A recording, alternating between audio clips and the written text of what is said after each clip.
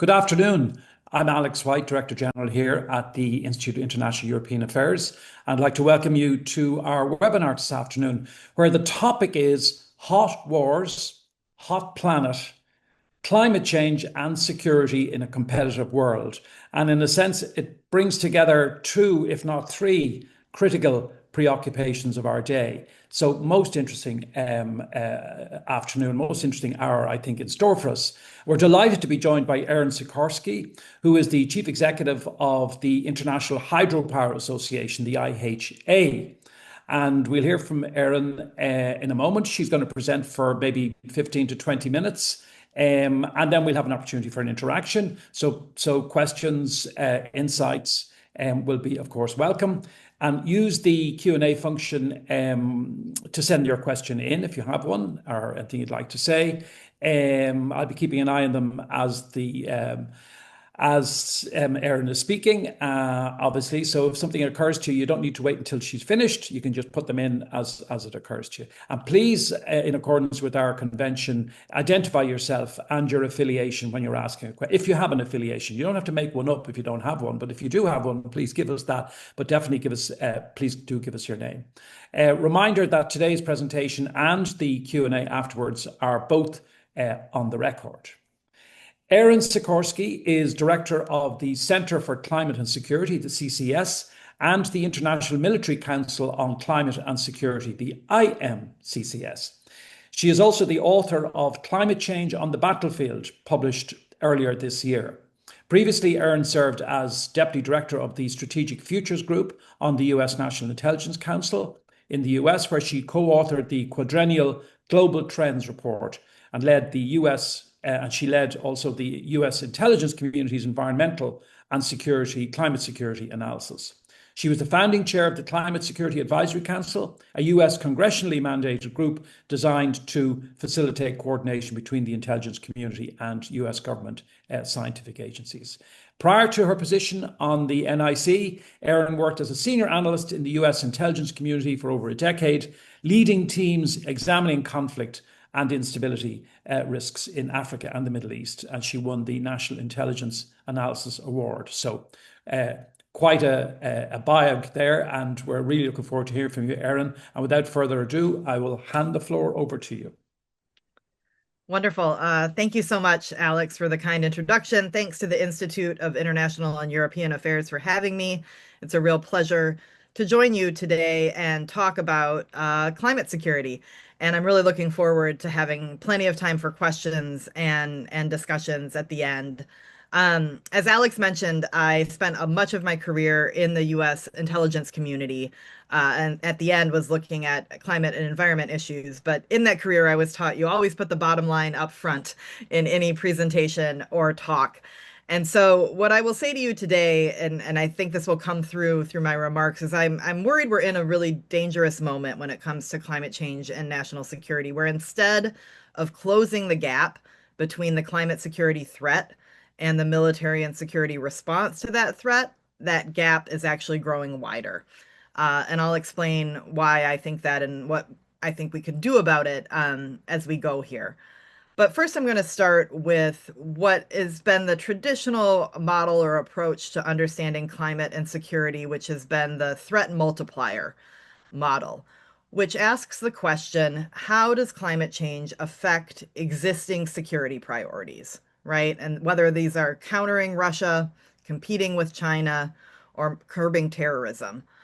So it takes existing threats and explores how climate change makes them worse. I think this model is absolutely correct in many ways and critical for military and security actors to understand.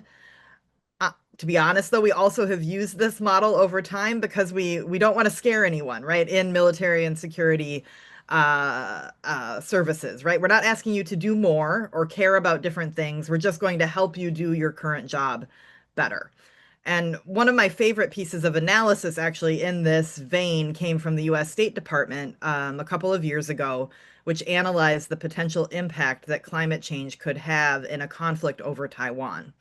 So this piece described a scenario in which a typhoon or an extreme storm could cause disproportionate impacts on one side or another of the conflict, right? It could knock out key infrastructure, it could disrupt supply chains, could block reinforcements, and it could contribute to miscalculation, either by the United States or China. It's a really great piece of analysis. It's available publicly, and I would encourage you to read it. We need more analysis like that, frankly. It's something I've advocated for a long time. My organization has, where you mainstream a climate lens into your traditional security priorities. But I would also say in this moment, as we understand more and more about climate and how it's changing and the path that we're on, that this threat multiplier model is not enough. It's a good place to start, but we need to move beyond it because I think we're in a world now where climate change not only multiplies existing threats, but is creating new ones. And I think too few militaries or security institutions understand this necessarily. As I wrote in my book, Climate Change on the Battlefield, which was a comparative look at how militaries around the world are approaching the climate crisis, what I wrote was that even militaries that take climate change seriously tend to see it as something that merely alters or adds to their existing missions, instead of considering the potential for climate change to fundamentally reshape or reorient their core duties. And so I think, when we step back and we look at the purpose of security institutions, of militaries, right, to protect and secure the nation state and the people within it, I think it's undeniable that one of the most critical threats to state security are the effects of climate change right now. You can measure this in the most valuable of metrics, human lives. We see climate change compounded hazards taking their toll around the globe. In Europe, in 2022, for example, there were nearly 20,000 heat-related deaths. It was one of the hottest years on record, and those deaths were excess deaths due to heat. That compares to only 6,700 deaths around the world that year from terrorist attacks. So nearly 3 times as many just in Europe and the UK alone, deaths from heat. You can look at other metrics as well. You can look at economic damage, risks to critical infrastructure, other security dynamics, the capacity to reshape global winners and losers, or change countries' national interests. Climate change is absolutely already a critical driving factor.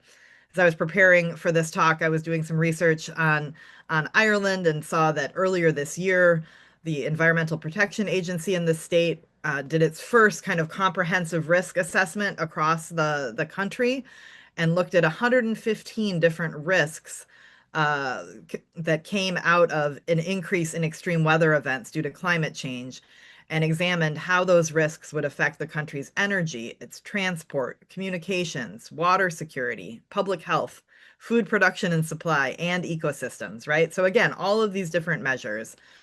So I would argue that it's perhaps time to be so bold to ask ourselves the opposite of the question I posed at the beginning, right? How does climate affect our existing threats and existing security concerns? And instead flip it on its head, right? And consider how our current identified security missions impact our ability to tackle new threats posed by climate change, right? Are we missing things? Are we not having things on the table because we are bound to an old, outdated understanding of what security is? And I think this is an important question to ask right now because when we look at the trajectory we're on for climate change, we know that things are only going to get worse in the next couple of decades and more complicated, right? Even if all emissions were cut tomorrow magically, we still have enough carbon in the atmosphere that warming is going to continue. And scientists are increasingly warning about tipping points, crossing systemic tipping points that may fundamentally reshape how the climate works and are not easily reversible. Just this past week, a new report from a tipping points group came out that examined things like the cryosphere, examined the Amazon, examined the AMOC, right? So we're entering this climate change world for which we have no analog. And I think for security actors, this is really challenging. We tend to hold the environment and climate constant. There's a great academic out of the University of Texas at Austin here in the United States his name is Josh Busby, and he calls this the end of stationarity, right? Which is hard for us to grapple with and recognize and challenge our assumptions about how the world works. There's a great book also by a Canadian named John Valiant that came out in the last couple of years called Fire Weather. And in that book, he talks about how humans have the tendency that the worst thing you've ever experienced or the worst thing in history is the worst thing you will ever experience, right? You have a hard time putting yourself in a new mindset. And so I think all of that is critical for national security actors to think about. What makes it even harder is that we're not on a linear trajectory, right, to just more extreme weather events. As I was talking about tipping points, we're entering a moment of greater uncertainty and potential major disruptions, whether it's the reversal of key ocean currents, the melting of the Greenland ice sheet, the potential for the collapse of multiple breadbaskets simultaneously, right? Discontinuities and shocks are the name of the game in the decades to come.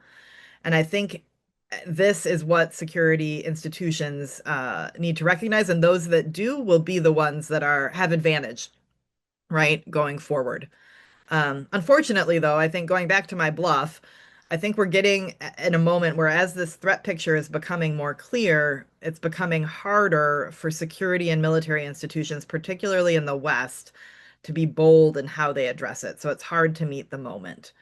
For example, in the United States, you've got the administration calling climate a con job at the United Nations. You've got the Secretary of Defense saying we don't do climate change crap anymore, if you'll excuse my language. His words, not mine, right? And you have the NATO summit last summer where the word climate change was not uttered because NATO was so concerned about keeping the United States in. They didn't want to do anything to put an issue on the table that the US might disagree with. You also have the EU grappling with member states having to increase defense spending. A country like Spain came to the table last spring saying, look, we want to increase our defense spending by putting money into resilience and adaptation domestically, so we're ready for these climate hazards. And EU officials laughed at them when they proposed that, right? So the politics are hard in the moment. And I think we're stuck in a place where militaries are reactive. Security actors are reactive. They're continuously deployed to respond to these climate hazards, right? But they can't invest and strategize and kind of get ahead of the threat because the politics are so challenging. So my fear is that amidst this geopolitical moment we're in, one where states are turning inward, right? Nationalism is rising, trust is faltering. Many countries have an understandable impulse to revert their focus to state level threats and see climate change as a soft issue. Move back from the progress we've made. And frankly, Ireland and others have led at the UN and at the COPs and elsewhere of putting climate and security on the agenda, but instead to say, well, we'll deal with that later once we've dealt with the real geopolitical threats we're facing today. My concern is this creates a blind spot and puts countries at risk. It also misses a huge opportunity, I think, to gain advantages. It misses opportunities for things I would call no regrets investments, right? That are buy one, get one free, or really get 5 or 10 free. And I'll end by talking about the example of hybrid threats, because I think this is a clear place where there's benefit to thinking about hybrid threats and climate change at the same time. When I was at the NATO summit in June, I heard defense minister after defense minister warn of gray zone attacks from Russia to critical infrastructure, threats to domestic food security, increased disinformation campaigns. And just in the few months after the summit, we've seen how climate-driven hazards reveal and create systemic vulnerabilities across NATO countries that expose a ripe hybrid attack surface for any adversary to exploit. And I'll give you just 3 examples. One is the deployment of militaries I was talking about before. So you've got preoccupied military and emergency responders. Europe faced a record wildfire season this summer with more than 1 million hectares burned and hundreds of troops deployed in response. You also have strained critical infrastructure due to climate change. These summer heat waves increased Europe's electricity demand by 14% and doubled energy prices. If I was sitting in Moscow and thinking about where to direct my cyber attacks this summer, I absolutely would have overlaid where they were already strained due to climate change. And then you have public frustration, right? You've got populations, particularly across Southern Europe this year, that blamed governments for mismanaging early warning systems and accusing leaders of underinvestment in preparation for extreme weather. This led to calls for government resignations. And we've seen multiple times where Russia and China, frankly, have leveraged this public frustration, built disinformation campaigns on social media to try to further sow division within populations in the wake of extreme weather events and take advantage of that strain that they're already putting on populations. So I give you these examples to make the case that investing in preparing for and preventing such climate-driven hazards reduces the hybrid attack surface and provides many co-benefits to national security. I think resilience is really the name of the game, right? In our more fragmented and competitive world, countries that are all in on preparing to absorb and manage and minimize the discontinuities and shocks that climate change will pose, those countries will have the advantage going forward. And again, here in my research, reading about Ireland and the Climate Change Advisory Council, which released a new report just at the end of last month, it laid out a whole list of investments the country needs to make to build resilience to climate change. And I would argue those are all security investments for a country, right? They're not just climate investments, but they're about building resilience and building strength in the world in which we live in.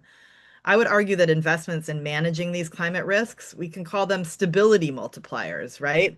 And they'll pay resilience dividends in the years to come. So, it's very hard for me as a former intelligence analyst to not only see the glass as half empty, right, and talk about threats and risks, but I think framing this around security opportunities and how to build resilience for the more complicated, competitive world in which we're operating is a really important frame. So I'm going to stop there. I'm really looking forward to your questions and the discussion, and thanks so much for this opportunity to chat with all of you today.